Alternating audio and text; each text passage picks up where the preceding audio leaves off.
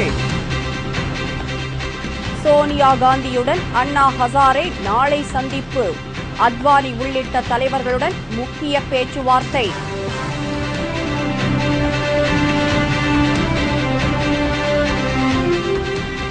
Sun குழுமத்தில் 600 கோடி ரூபாய் முதலீடு செய்யப்பட்ட விவகாரம். 3வது குற்றப்பத்திரிகையில் தயாநிதி மாறனை சேர்க்க சிபிஐ முடிவு.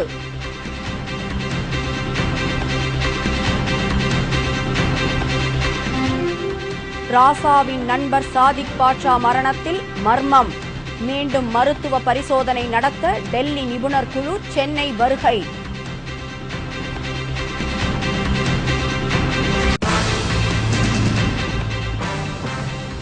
அரசு நிலங்களை ஆக்கிரமிப்பவர்கள் மீது நடவடிக்கை எடுக்காதது ஏன்?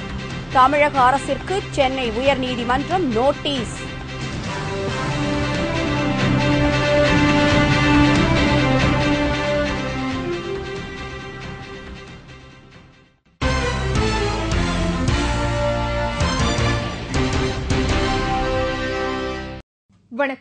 வணக்கம்.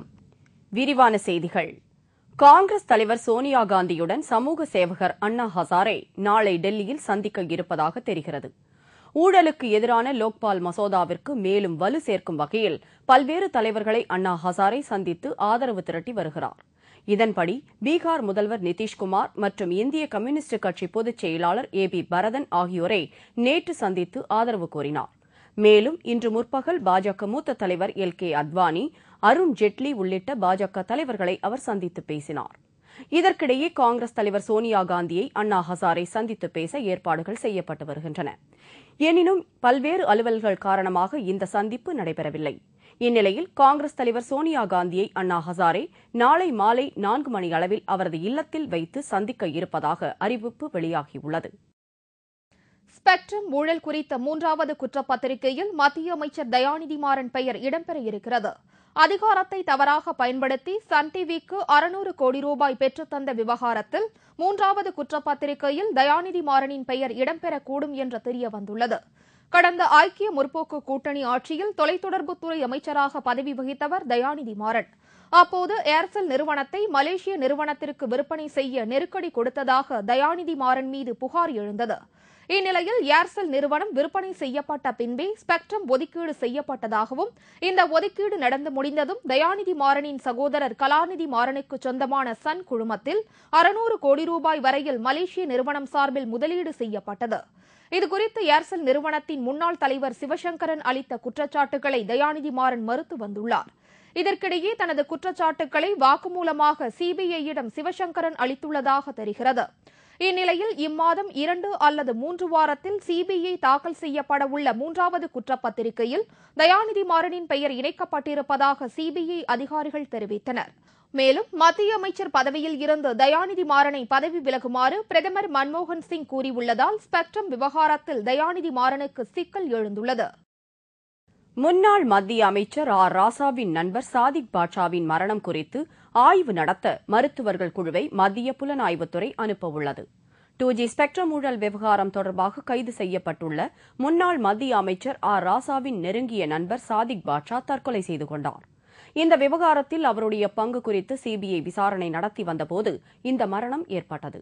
இதற்கிடையே சிபிஐ விசாரணையால் ஏற்பட்ட மன உளைச்சலால் தனது கணவர் தற்கொலை செய்து கொண்டதாக சாதிக் பாட்சாவின் மனைவி தெரிவித்திருந்தார். இந்த மரணத்தில் சந்தேகமடைந்த உச்சநீதிமன்றம் உயர் மருத்துவர்கள் குழுவை கொண்டு ஆய்வு நடத்த உத்தரவிட்டது. இதன்படி புதுடில்லியில் உள்ள எய்ம்ஸ் மருத்துவமனையை சேர்ந்த மருத்துவர்கள் குழு சென்னையில் சாதிக் பாட்சாவின் உடலை மீண்டும் ஆய்வு நடத்த இருப்பதாக தெரியவந்துள்ளது. அரசுக்கு சொந்தமான புறம்போக்கு நிலங்கள் உள்ளிட்டவைகளை ஆக்கிரமிப்பவர்கள் மீது நடவடிக்கை எடுப்பது குறித்து பதிலளிக்குமாறு தமிழக அரசிற்கு சென்னை உயர்நீதிமன்றம் உத்தரவிட்டுள்ளது.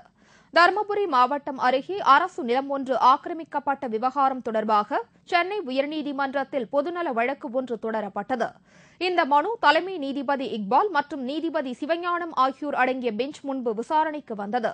வழக்கை விசாரித்த நீதிபதிகள் அரசு புறம்போக்கு நிலங்களில் மேற்கொள்ளப்பட்ட ஆக்கிரமிப்புகளை அகற்ற உத்தரவிட வேண்டும் என்று ஏராளமான மனுக்கள் தாக்கல் செய்யப்பட்டு வருவதாக தெரிவித்தனர். அரசு நிலங்களில் ஆக்கிரமிப்புகளை தடுப்பதற்காக மாவட்ட ஆட்சியர் முதல் பல்வேறு அதிகாரிகள் உள்ளபோதும் இதுபோன்ற சம்பவங்கள் தொடர்ந்து ஏற்படுவது ஆச்சரியம் அளிப்பதாக தெரிவித்தனர். எனவே அரசு நிலங்களை ஆக்கிரமித்தவர்களுக்கு நோட்டீஸ் அனுப்புவதற்கு முன்பாக அதை தடுக்க தவறிய அதிகாரிகள் மீது ஏன் ஒழுங்கு நடவடிக்கை எடுக்கக்கூடாது என்று கேள்வி எழுப்பிய நீதிபதிகள் இதுகுறித்து தமிழக அரசு விளக்கமளிக்க வேண்டும் என்று உத்தரவிட்டனர். மேலும் இந்த விசாரணையை இம்மாதம் 12ஆம் தேதிக்கு ஒத்திவைத்தனர். நடப்பு கல்வியாண்டிற்கான மருத்துவ கலந்தாய்வு இன்று சென்னையில் நடைபெற்றது. நடப்பு கல்வியாண்டிற்கான மருத்துவ கலந்தாய்வு சென்னை கீழ்ப்பாக்கத்தில் உள்ள தமிழ்நாடு மருத்துவ கல்வி இயக்குநரகத்தில் இன்று நடைபெற்றது. இன்று தொடங்கிய இந்த மருத்துவ கலந்தாய்வு வரும் 6ஆம் தேதி வரை நடைபெறும். தரவரிசையில் இடம்பெற்றுள்ள மாணவர்கள் பெற்ற மதிப்பெண்களின் அடிப்படையில் இடங்கள் ஒதுக்கப்பட்டுள்ளன. இதற்கான சான்றிதழ்களை தமிழக சுகாதாரத்துறை அமைச்சர் டாக்டர் விஜய் வழங்கினார்.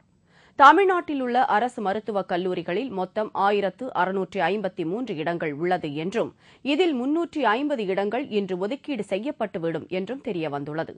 அரசு மருத்துவக் கல்லூரிகளில் பொதுப்பிரிவு கலந்தாய்வு முடிந்த பின்னர் தனியார் கல்லூரிகளில் கலந்தாய்வு தொடங்கப்படும் என்றும் அமைச்சர் விஜய் தெரிவித்தார். இதற்கிடையே அரசு ஸ்டான்லி மற்றும் அரசு பொது மருத்துவமனைகளில் இந்த ஆண்டு மாணவர் சேர்க்கைக்கு இந்திய மருத்துவக் கழகம் அனுமதி மறுத்துள்ளது குறிப்பிடத்தக்கது. பெட்ரோல் மற்றும் டீசல் விலை உயர்வு என்பது தற்போது வாடிக்கையான விஷயமாக மாறிவிட்டது.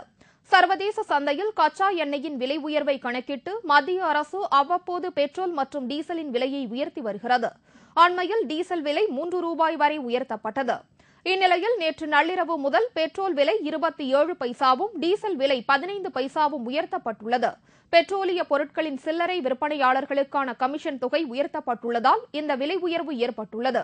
இதுவரை 1000 லிட்டர் பெட்ரோல் விற்பனை செய்தால் சில்லறை விற்பனையாளர்களுக்கு 1218 ரூபாய் கமிஷனாக வழங்கப்பட்டு வந்தது. தற்போது இந்த தொகையை மத்திய அரசு 1499 ரூபாயாக உயர்த்தியுள்ளது. இந்த விலை உயர்வினால் ஏற்படும் இழப்பை ஈடுகட்ட எண்ணெய் நிறுவனங்கள் பெட்ரோல் மற்றும் டீசலின் விலையையும் சற்று உயர்த்தியுள்ளன. லோக்பால் வரைவு மசோதா தொடர்பாக நாளை மறுநாள் நடைபெறவுள்ள அனைத்துக் கட்சி கூட்டத்தை பாஜக கூட்டணி புறக்கணிக்கப் போவதாக தெரியவந்துள்ளது. லோக்பால் சட்ட வரைவு மசோதா தொடர்பாக மத்திய அரசு தரப்பிற்கும் பொதுமக்கள் தரப்பினருக்கும் இடையே கருத்து வேறுபாடு நிலவி வருகிறது. வரும் நாடாளுமன்ற மழைக்கால கூட்டத்தொடருக்கு முன்பாக இந்த பிரச்சினையை முடிவிற்கு கொண்டுவர முடிவு செய்துள்ள மத்திய அரசு இது தொடர்பாக அனைத்துக் கட்சி ஆலோசனைக் கூட்டம் ஒன்றை நடத்த ஏற்பாடு செய்துள்ளது. இந்த கூட்டம் நாளை மறுநாள் நடைபெறவுள்ளது. இந்த நிலையில் லோக்பால் சட்ட வரைவு மசோதா குறித்து முக்கிய எதிர்க்கட்சியான பாஜகவிடம் ஆலோசனை நடத்தவில்லை. இதனால் பாஜக தலைமையிலான தேசிய ஜனநாயக கூட்டணி அனைத்துக் கட்சி தலைவர்கள் கூட்டத்தை புறக்கணிக்கும் என்று எதிர்பார்க்கப்படுகிறது. குரூப் 2 தேர்வு இம்மாதம் 30ஆம் தேதி திட்டமிட்டபடி நடைபெறும் என்று டிஎன்பிஎஸ்சி அறிவித்துள்ளது. இது தொடர்பாக டிஎன்பிஎஸ்சி தேர்வு கட்டுப்பாட்டு அதிகாரி அனில் மேஷ்ராம் வெளியிட்டுள்ள செய்திக்குறிப்பில் குரூப் 2 தேர்வு தமிழகம் முழுவதும் 104 மையங்களில் ஜூலை மாதம் 30ஆம் தேதி காலை நடைபெறும் என்று டிஎன்பிஎஸ்சி அறிவித்திருந்தபடி தேர்வுகள் நடைபெறும் என்றும் தெரிவிக்கப்பட்டுள்ளது. தேர்வு தள்ளிப்போகும் என்ற வீண் வதந்திகளை விண்ணப்பதாரர்கள் நம்ப வேண்டாம் என்றும் அறிவிக்கப்பட்டுள்ளது. மீண்டும் முக்கிய செய்திகள்.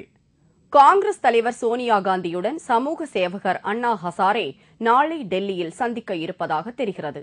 ஸ்பெக்ட்ரம் ஊழல் குறித்த 3வது குற்றப்பத்திரிகையில் மத்திய அமைச்சர் தயாநிதி மாறன் பெயர் இடம்பெற இருக்கிறது. முன்னாள் மத்திய அமைச்சர் ஆர் ராசாவின் நண்பர் சாதிக் பாட்சாவின் மரணம் குறித்து ஆய்வு நடத்த மருத்துவர்கள் குழுவை மத்திய புலனாய்வுத்துறை அனுப்பவுள்ளது. அரசுக்கு சொந்தமான புறம்போக்கு நிலங்கள் உள்ளிட்டவைகளை ஆக்கிரமிப்பவர்கள் மீது நடவடிக்கை எடுப்பது குறித்து பதிலளிக்குமாறு தமிழக அரசிற்கு சென்னை உயர்நீதிமன்றம் உத்தரவிட்டுள்ளது. இத்துடன் செய்திகள் நிறைவடைந்தன. தலைப்புச் செய்திகள் மாலை 6 மணிக்கு. உங்கள் பிரச்சினைகளுக்கு உடனடி தீர்வு காண 300134 600 என்ற கேப்டன் டிவியின் தொலைபேசி எண்ணுக்கு தொடர்பு கொள்ளுங்கள். வணக்கம். வணக்கம்.